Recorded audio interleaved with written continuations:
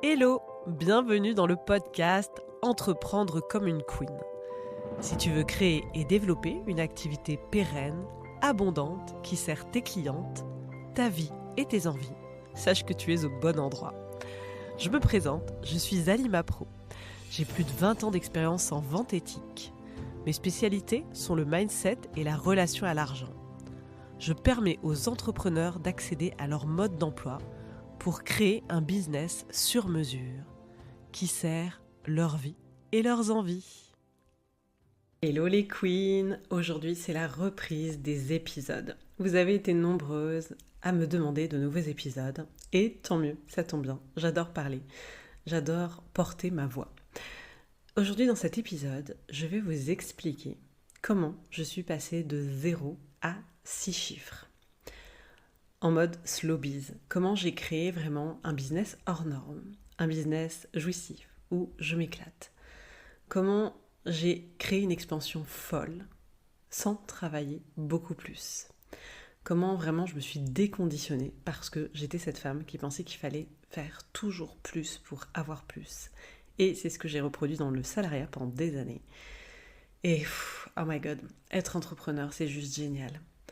D'avoir cette liberté de créer ce qui nous fait vibrer, de créer quelque chose qui est hors norme, de créer notre propre salaire, de créer notre vie selon notre énergie, selon ce qu'on a envie de créer, en fait, tout simplement. Donc aujourd'hui, je vais te donner ma stratégie et dans cette intro, j'ai envie de te donner mon exemple, mais aussi celui de plusieurs clientes. J'ai envie de te donner l'exemple de cette cliente qui est rentrée dans mon accompagnement. Épuisée, qui avait testé plein de stratégies business et qui pourtant ne vendait pas depuis des mois. Aujourd'hui, en 6 mois, elle a fait 51 000 euros de chiffre d'affaires. Donc, à peu près 10 cas par mois, sans s'épuiser. En faisant ce qui l'a fait kiffer, en faisant ce qui l'a fait vibrer. Elle le dit elle-même, mon business m'allume. Et ça, c'est juste génial. Donc en étant allumée, en ayant plein d'énergie, aujourd'hui, elle a créé ce qui lui paraissait impossible. J'ai envie de te parler aussi de cette autre cliente qui fait des mois maintenant à 8 000 euros. Alors que elle se demandait encore si elle avait la capacité de refaire des ventes tous les mois, il y a 1 an, quand elle est entrée dans l'accompagnement. Et je pourrais te parler plein d'autres femmes comme ça. Ce qui est différent dans mon accompagnement, c'est que je permets vraiment aux femmes de trouver leur propre processus de vente, de briser leur plafond de verre et de créer du coup quelque chose de nouveau, quelque chose qui fait sens. Et moi, j'ai créé aussi un business hors norme à partir de mes potentiels. J'ai créé un écosystème, j'ai créé des offres qui me permettent aujourd'hui de kiffer la vie. J'ai créé un business hors norme qui soutient ma vie, mes envies, mes clientes, qui me permet d'être créative. Parce qu'il s'agit bien de ça. Être entrepreneur, pour moi, c'est s'autoriser à être l'artiste, créatrice de sa vie, de son business, de suivre ses envies. Alors oui, je sais, je fais du business à contre-courant. Dans une société où tout va vite, où il faut toujours faire plus, eh bien moi j'ai décidé de ralentir, de créer à partir de qui je suis et de permettre à d'autres femmes de créer ce qui leur paraît impossible. Donc aujourd'hui, je te livre tout, ou presque, en tout cas un maximum de choses. J'ai vraiment envie que tu repartes avec des pépites, des prises de conscience. Donc je suis partie de zéro, vraiment zéro. Zéro connaissance en business, zéro connaissance en réseaux sociaux. Je détestais les réseaux sociaux. J'ai créé un compte Instagram il y a 4 ans. Donc je suis partie de zéro. Zéro business, zéro stratégie digitale. Tout ça, je ne connaissais pas. Et dès ma 3e année, j'ai fait un chiffre d'affaires à 6 chiffres. Je suis passée de 25 000 euros de chiffre d'affaires à 100 000 euros. Un peu plus, 200 000 euros. Un peu plus de... un peu plus. Mais ce qui est énorme dans cette histoire, c'est que j'ai fait x5 sur mon chiffre d'affaires en travaillant beaucoup moins. J'étais une praticienne en hypnose en cabinet crevée, clairement, qui enchaînait les rendez-vous, qui travaillait le mercredi, qui travaillait le samedi, qui était fatiguée à la veille des vacances. J'avais recréé la même chose que quand j'étais salariée. Et je me suis déconditionnée. J'ai fait le travail intérieur, j'ai brisé mes plafonds de verre, j'ai arrêté de vendre mon temps. Et j'ai beaucoup plus de temps et je m'éclate 100 fois plus. Donc il y a 3 étapes, en fait, vraiment, qui m'ont permis de créer ce business hors norme. Et je précise que aujourd'hui, c'est incroyable quand même, je célèbre quelque chose avec toi en réouvrant ce podcast. Au bout de 6 mois, là, en 2025, on a fait 140 000 euros de chiffre d'affaires et encaissé 80 000 euros. 6 mois. Sans être épuisé, en vivant des chaos personnels. Je ferai un autre podcast là-dessus. De la résilience, j'en ai vraiment fait preuve cette année. J'ai eu des périodes très très compliquées. Et c'est là où le fait d'avoir un business hors norme, le fait d'avoir un business complètement aligné, un business qui prend soin de mon énergie, ça a été mon gros game changer. Et donc je reviens aujourd'hui encore plus forte, encore plus puissante, avec encore plus de partage à te faire. Et c'est aussi une des raisons pour lesquelles j'avais fait une grosse pause sur mon podcast. J'avais besoin d'être focus sur Insta, qui fonctionne très très bien pour moi. Et j'avais un peu délaissé le podcast parce qu'effectivement, j'ai traversé un gros chaos, plusieurs chaos au mois de mars. Et ça ne m'a pas empêché de faire une année juste extraordinaire qui est loin d'être terminée en plus. Donc il y a 3 étapes qui m'ont permis de passer de 0 à 6 chiffres. 3 étapes primordiales et très importantes. Et ce sont vraiment ces 3 étapes qui vont te permettre de créer un business hors norme.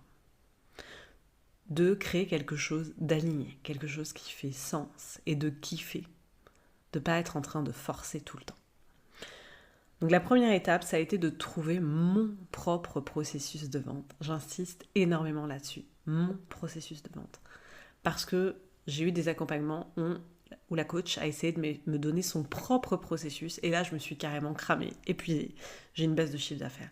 Donc la première chose, et je vais revenir sur ce point-là, ça a été vraiment de trouver mon propre processus de vente.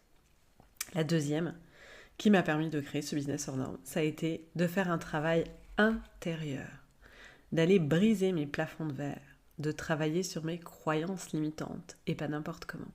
Je vais t'expliquer. Et la troisième et dernière étape qui est ultra importante, si on veut créer un business hors norme jouissif, c'est le leadership. Et la bonne nouvelle, c'est que ça se travaille. Vraiment, ce leadership, c'est ce qui te permettra de passer des caps énormes, de créer un business à la hauteur de tous tes espoirs, de tous tes rêves. Donc je reviens sur la première étape qui est la plus importante si tu veux être une entrepreneur successful. Trouver ton propre processus de vente. C'est ça qui m'a permis de passer de vente aléatoire, qui m'a permis de passer de je vendouille, je vends, mais je ne sais pas trop comment je vends, à me mettre à vendre à répétition. Le jour où j'ai trouvé vraiment mon processus de vente, j'ai vraiment fait un bond avant. Ça a été l'année où je suis passée de 25K à 100K. Mon processus de vente, je l'ai trouvé en me posant sur OK, comment je vends naturellement. Et j'ai eu cette prise de conscience qui a vraiment tout changé. Je me suis rendu compte en fait que j'essayais de vendre, que je me disais, il faut que je vende. Et c'était la cata. Donc je vendais, mais c'était pas fou. Je m'éclatais pas, parfois j'avais des clientes pas alignées. Et puis c'était super aléatoire. Donc j'ai compris que moi j'avais vraiment besoin de connecter. Bon, ça comme tout le monde, mais j'avais vraiment besoin de retourner à la base de la vente. J'ai travaillé 20 ans dans la vente et paradoxalement, j'étais très douée pour la vente. Quand je suis devenue entrepreneur, c'est devenu bizarrement très compliqué de vendre. Forcément, ça dit quelque chose de nous, de qui on est. Donc trouver ton processus de vente, ça va passer par la reconnexion à soi, par travailler sur tes valeurs, qui tu es, par prendre confiance en toi et par oser tester des choses, tester et tester encore. Et ça va vraiment passer par le fait d'écouter, de ressentir qu'est-ce qui se passe dans cette connexion pour toi. Et moi, cette grosse prise de conscience, ça a été, mais en fait, quand je connecte, je me dis, il faut que je vende. Quand j'ai un appel découverte, je me dis, il faut que je vende. alors que j'étais une excellente commerciale, une excellente responsable commerciale grand compte. Je vendais avec facilité des très gros comptas. Et là, j'avais du mal à vendre régulièrement en étant entrepreneur. Et bien juste parce que je me mettais la pression. Et parce que je me racontais des histoires sur la connexion. Alors que finalement, juste avoir cet élan du cœur de connecter et de m'intéresser à l'autre et de me dire que si ça le fait, tant mieux. Si ça le fait pas, c'est pas grave. Eh bien, ça a tout changé. J'étais dans cette connexion fluide et légère de ok, je m'intéresse à l'autre et on verra. Ce lâcher prise, ce détachement, ça a été juste fou. Là, je me suis mis à vendre encore et encore et encore. Et ça a été fou. J'ai trouvé mon processus de vente et ensuite, évidemment, j'ai augmenté mes tarifs. Ça va avec l'histoire de trouver son processus de vente parce que la vente, c'est aussi beaucoup une histoire de confiance en soi.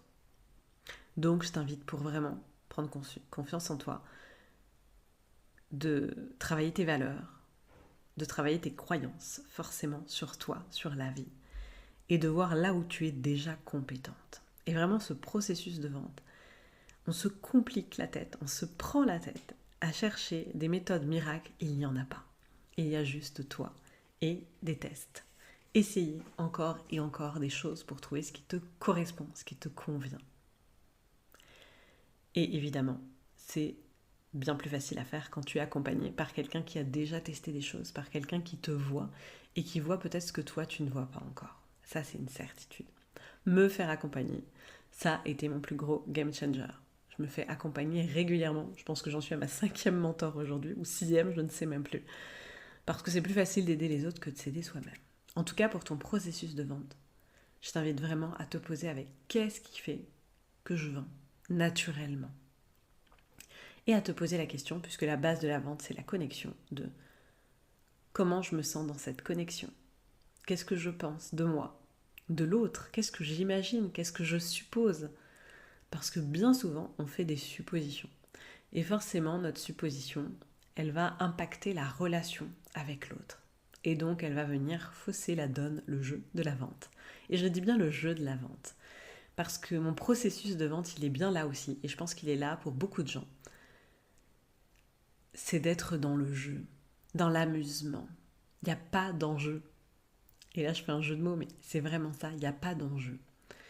Plus on met de l'enjeu dans il faut que je vende, dans il y a de l'argent, dans et si ça fonctionnait pas, eh bien moins on vend. Alors que si on prend tout ça comme un jeu, comme je teste, j'essaye, je m'amuse, eh bien là on vend. Et on vend en s'amusant. Et il n'y a rien de plus beau que ça. La vente, ça peut vraiment être fun et léger.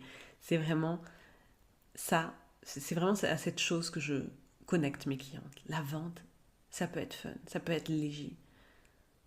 C'est encore une fois une question de croyance. Et ça m'emmène sur le deuxième point qui m'a permis de passer de 0 à 6 chiffres. Mon travail intérieur. Notre réalité extérieure est dictée par notre réalité intérieure. En PNL, on observe les biais cognitifs en programmation neurolinguistique. Les biais cognitifs, ça veut dire quoi? Ça veut dire que notre cerveau essaye toujours de nous prouver que nos croyances sont vraies. Il va repérer ces choses qui vont faire en sorte qu'on se dise « Ok, j'avais raison ». Sauf que ça, c'est un vrai frein à l'expansion, parce que ça veut dire qu'on reproduit tout le temps, malheureusement, les mêmes schémas. Si je crois qu'il faut travailler beaucoup pour avoir beaucoup d'argent, forcément, je vais me remettre tout le temps dans des situations qui vont me prouver que j'ai raison. Si je pense que personne ne s'intéresse à moi, évidemment que quand je vais connecter, s'il y a une personne sur 10 qui ne répond pas, je vais focaliser mon attention sur cette personne et me dire, eh bien évidemment, personne ne s'intéresse à moi. Alors qu'il y a peut-être 9 personnes qui m'ont répondu. Mais je vais focaliser mon attention là-dessus. Alors, comment on change ces croyances à l'intérieur de nous? Eh bien en fait, rien de magique là-dedans. Ça demande juste de se poser et d'oser regarder ses propres vérités en face. D'oser aller à l'intérieur de soi. Alors ça, on peut le faire de plein de manières différentes. On peut le faire en étant dans le ressenti avec notre corps, en écrivant ce qui bloque, ce qui ressort, les schémas, les croyances. On peut faire de l'hypnose, on peut faire de la PNL, il y a plein de moyens. Mais déjà, juste poser une intention et poser de l'attention, de la conscience sur ce qui se passe en nous, par rapport à la vente, par rapport à notre business, par rapport à l'argent, ça va tout changer. Et changer une croyance, ça part déjà par une prise de conscience, c'est-à-dire se dire, ok, là, je fais ça et ça ne fonctionne pas. Ou je vois cette personne qui vit quelque chose que je ne vis pas et que j'aimerais vivre. Ok, qu'est-ce qui se passe? En quoi je crois? Et ensuite, vous allez pouvoir en fait ouvrir votre champ des possibles en allant chercher des contre-exemples, des exemples que finalement autre chose est possible. Et la chose qui permet évidemment d'ancrer un changement de croyance et de passer d'une réalité intérieure à une autre réalité intérieure, ça va être le passage à l'action. Et ça, c'est vraiment le plus gros blocage que j'observe chez les entrepreneurs. C'est oui, j'ai fait le travail, oui, je comprends pas, j'ai toujours le blocage, je répète toujours les mêmes schémas alors que j'ai travaillé mes croyances. Il y a plein de manières de le faire. Et bien en fait, tant qu'on passe pas à l'action, on reproduit toujours les mêmes schémas, toujours les mêmes croyances. On est là pour expérimenter. Donc toujours se poser la question de est-ce que j'ai expérimenté quelque chose de différent? Pour travailler moins, j'ai osé expérimenter le fait, clairement, d'arrêter de vendre mon temps pour vendre une transformation. Et évidemment, c'est venu me trigger, c'est venu me chercher parce que ça me paraissait compliqué, ça me paraissait pas possible. Et je suis passée à l'action. J'ai osé proposer ce nouveau tarif. J'ai osé proposer cette transformation. Et parce qu'une personne m'a dit oui, j'ai commencé à y croire. Parce qu'une autre personne m'a dit oui, je me suis dit ok, je suis au bon endroit. Et là, ça a fini par ancrer ma croyance que je n'ai pas besoin de faire toujours plus pour avoir plus. Que je n'ai pas besoin de vendre mon temps pour faire un travail de qualité et pour que mes clientes aient des grandes transformations. Et vraiment mon gros game changer de 2024, alors je travaille sur les croyances les croyances limitantes depuis maintenant quasiment 5 ans. Je travaille avec la programmation neurolinguistique, l'hypnose, le travail d'écriture, avec plein d'outils. Mais vraiment, en 2024, je me suis formée pendant 6 mois au somatique. Donc le somatique, c'est très basique en fait. Finalement, derrière ce grand mot, c'est le fait d'aller ressentir dans notre corps les blocages, ce qui dissonne, ce qui ne fait pas sens. C'est vraiment d'aller s'écouter en profondeur. Je m'écoutais déjà beaucoup, mais là en profondeur au niveau du corps. Et c'est un travail que je fais avec mes clientes aussi, de les inviter vraiment à les ressentir. Et bien en fait, ça change beaucoup de choses. Parce que le fait de ressentir ce qui bloque en nous, ça permet vraiment de comprendre, ok, qu'est-ce qui s'est créé? À quel moment j'ai créé ça? À quel moment mon corps s'est mis en résistance? Et le fait de ressentir et d'aller changer à partir du corps, eh bien ça met du mouvement. Ça change complètement notre énergie. Parce que si on s'autorise à ressentir et à finalement créer, co-créer, à se dire, ok, là je ressens que ça bloque parce que je me raconte telle histoire. Et de quoi mon corps a besoin? De quoi j'ai besoin en fait pour me sentir en sécurité? Pour oser ancrer cette nouvelle croyance? Et bien là, c'est juste magique, je le dis vraiment. Ça a été pour moi de gros changements. D'oser ressentir. Je dis bien d'oser parce que ça me faisait peur. Et de me dire, ok, ce que je ressens qui bloque. Ouais, ok, c'est ça. Eh bien, je vais y aller quand même. Je vais y aller, mais maintenant que j'ai ressenti, je vais tester en conscience. Et clairement, mon corps, maintenant, je suis tellement connectée maintenant à mon corps que parfois, clairement, mon intuition, elle vient de là. Je sens un changement de posture, un changement de position, un changement d'identité. Et ça nous emmène à mon 3e point qui permet de créer un business 6 chiffres. C'est le leadership. Et le leadership, c'est quelque chose qui s'incarne. C'est quelque chose qui se ressent pleinement. Et c'est un vrai changement d'identité. La chose qui fait que souvent, on a du mal à créer quelque chose qui nous paraît impossible, à créer une expansion énorme dans tous les domaines de notre vie. C'est vraiment ce changement d'identité et ce leadership. Pourquoi c'est si compliqué? Déjà, c'est compliqué parce que notre système nerveux, il n'est pas fait pour le bonheur, pour la joie folle en permanence, il est là pour nous protéger, pour activer notre mode survie, pour nous maintenir dans ce qu'on connaît. C'est pour ça que le changement est si compliqué. Parce que le changement fait peur, même pour du mieux. Et ça, c'est très important de le comprendre. Évidemment qu'on n'a pas envie d'aller vers du moins bien, mais même du mieux, c'est compliqué. Parce que être plus vu, on va prendre cet exemple puisqu'on est entrepreneur, être plus vu, être plus entendu, avoir du succès, de la réussite, notre système nerveux ne le connaît pas. Donc, on freine inconsciemment dès qu'il s'agit de prendre des décisions, de passer à l'action, de créer une nouvelle réalité. Et donc, on reste dans notre norme qui est bien plus confortable. Alors que ces crispations internes, ces sensations désagréables, cet inconfort temporaire qui va nous permettre d'aller vers notre nouvelle identité, c'est ce qui permet de générer un très très grand confort.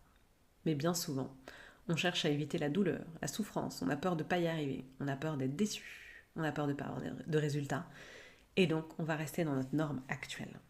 Et pour ça, mon corps m'a beaucoup aidé, clairement. Mais pas que. Oser prendre des décisions. C'est pour ça que je parle de leadership. Oser prendre des décisions et passer à l'action dans cet inconfort, avec vraiment cette identité à long terme, avec cette grande vision. C'est ce qui va tout changer pour toi. Il y a vraiment ce truc de quand je prends des décisions, et j'en ai pris un paquet, clairement, et je les prends de plus en plus vite, parce que aujourd'hui je sais qu'il n'y a pas d'échec. Aujourd'hui j'ai arrêté d'être perfectionniste parce que c'est vraiment ce qui freine le business. Aujourd'hui je prends des décisions hyper rapidement. Et aujourd'hui quand je prends des décisions, quand je passe à l'action, je le fais pas à partir de la moi d'aujourd'hui, de mon identité là tout de suite, je le fais à partir de la Halima, qui fait déjà le chiffre d'affaires de mes rêves, qui vit déjà la vie hors norme de mes rêves. Donc quand, à l'époque, je faisais 25 000 euros de chiffre d'affaires, eh bien j'ai décidé, à partir de cette identité de l'Halima qui faisait ces chiffres. Puisque pour remettre dans le contexte, j'ai fait plusieurs accompagnements. Mais l'année où j'ai fait un saut quantique, clairement, où j'ai fait un gros bond en avant, où je suis passée d'une identité à l'autre, ça a été fou, eh bien j'ai investi 5 chiffres dans un mentorat. Je ne les avais clairement pas. À l'époque, je faisais 1500 euros de chiffre d'affaires. J'avais des mensualités qu'à quasiment 900 euros. Donc honnêtement, c'était fou. Mon système nerveux était en PLS, en alerte totale. Clairement, j'ai fait une nuit blanche. Sauf que j'ai eu la foi. Je me suis dit, ok, si tu imagines que c'est vraiment possible pour toi de créer ces 100 000 euros-là, comment tu décides? Eh bien, j'ai décidé que c'était possible et que j'avais besoin de quelqu'un pour m'aider à les faire. Donc je me suis dit que j'allais créer cet argent, j'allais trouver des solutions, qu'au pire je repartirais bosser, s'il fallait, en tant que salarié. Je n'ai pas eu besoin, mais j'avais cette éventualité, cette possibilité-là, clairement. J'avais identifié le pire scénario, et j'avais aussi identifié le meilleur, qui était, ok, en fait ça va être hyper facile de le payer tous les mois, parce que clairement, tu vas le faire. Tu vas faire ce chiffre d'affaires. Donc il y a eu cette décision qui s'est prise à partir de cette nouvelle identité. Et croyez-moi que c'était audacieux et risqué parce que j'avais déjà eu 2 accompagnements auparavant où j'avais vraiment pas eu de résultat. Voire pire, j'en avais un où mon chiffre d'affaires avait baissé. Donc clairement, j'ai décidé de faire un saut dans le vide, le saut de la foi comme je l'appelle, et de me dire on y va all-in. Et ensuite, je suis passée à l'action. Pas comme la Halima qui faisait 25 000 euros de chiffre d'affaires. Je suis passée à l'action comme si j'allais faire les 100 000 euros de chiffre d'affaires. Donc j'ai pris beaucoup de risques. J'ai osé. Je suis devenue beaucoup plus présente à moi. Je me suis engagée, réengagée avec moi, avec ma vision. Le leadership, c'est aussi la résilience. J'ai eu des moments très compliqués dans mon business. Une cliente connue qui passait à la télé, à un moment donné, que j'ai dû sortir de mon accompagnement. Des clientes qui m'ont remise en question. Des moments difficiles dans ma vie perso. Des commentaires négatifs sur les réseaux sociaux. Du jugement de ma famille, de mes amis. On passe par toutes ces étapes-là. Et ce leadership, il se construit au fur et à mesure. Il se construit parce qu'on ose transcender. Parce qu'on ose prendre des décisions comme si tout était là. Parce qu'on ose se relever à chaque fois que c'est compliqué. Parce qu'on ose se remettre en question. On ose se réengager avec nous, avec notre vision. Et parce qu'on ose aussi aller écouter les histoires qu'on se raconte pour les changer en profondeur. Le leadership, c'est pour ça que je voulais vraiment le voir, vous l'expliquer en 3e point. C'est pour moi la chose la plus importante à travailler quand on est chef d'entreprise. Quand on est CEO, c'est la chose la plus importante à travailler. Parce que, évidemment, le parcours d'entrepreneur, il est pas lisse. Et en même temps, il vaut tellement le coup. En quasiment 5 ans maintenant d'entrepreneuriat, je pense que j'ai gagné 10 ans de dev perso. Et en même temps, je me suis jamais sentie aussi bien dans ma peau, dans ma tête, aussi confiante, aussi épanouie et aussi libre. Ça valait le coup de prendre tous ces risques. Et je continue d'en prendre. Parce que je sais que ce qui est inconfortable pour moi, temporairement, me permet toujours de créer un confort immense, immense. Et ce leadership-là, il se construit vraiment. Et vraiment. Parce que, pour la petite anecdote, je suis la dernière d'une famille de 5 enfants. Et je me suis toujours sentie comme à part, comme le mouton noir, comme hors norme, comme la dernière des dernières. J'étais pas en plus super brillante à l'école, alors que mes frères et sœurs étaient doués à l'école. J'ai toujours eu un parcours atypique, même chaotique, disons-le clairement. Une relation à l'argent très compliquée. J'ai été endettée. J'ai eu des problèmes financiers, des gros problèmes de couple. J'ai déjà divorcé une fois. J'ai toujours estimé que j'avais un parcours atypique, chaotique. Le leadership, c'était un truc que je dissociais complètement de ma personnalité. Pour moi, vraiment, jamais je me suis vue comme une leader, quoi. Et c'était improbable pour moi de parler de leadership un jour. Et ce leadership-là, je le construis. Aujourd'hui, je me reconnais comme une leader. Je me reconnais comme une leader de mouvement. Je me reconnais comme la leader du business hors norme, du business jouissif. Je me reconnais comme quelqu'un qui change de paradigme et qui permet aux autres de le faire. Je me reconnais comme libre. Et tout ça, c'est quelque chose que je construis et que je co-construis avec la vie en permanence. Parce que la vie, elle nous envoie de quoi nous relever, de quoi nous sentir puissantes, libres, confiantes. Et c'est ce que nous faisons en fait, de tout ce qui nous arrive dans la vie, dans le business, qui fait que ça devient incroyable. Et moi aujourd'hui, mon message vraiment, c'est un rêve, c'est vraiment un rêve et c'est une vision, c'est que toutes les entrepreneurs en sont capables. Ça demande évidemment du travail à l'intérieur de nous. Et ce travail, il mérite tellement, tellement, tellement d'être fait. Le jeu en vaut la chandelle, comme on dit. Et ce leadership, si aujourd'hui vous ne vous sentez pas leader, sachez que ça se travaille. Moi, j'étais tout sauf une leader. Et le travail n'est jamais fini, soyons clairs, puisque je continue encore cette année de me réengager dans ma vision en prenant des décisions inconfortables. Et ce que je veux vous dire aussi aujourd'hui, c'est que tout part de nous. Tout part de nous et de ce qu'on se raconte à l'intérieur de nous. Tout part de nous, de nos décisions. On a toujours le choix. De nos décisions, de nos actions.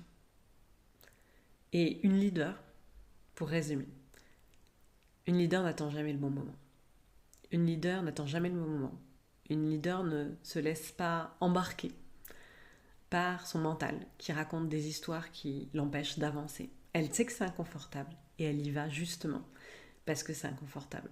Parce que derrière nos peurs se cachent vraiment nos plus grandes expansions.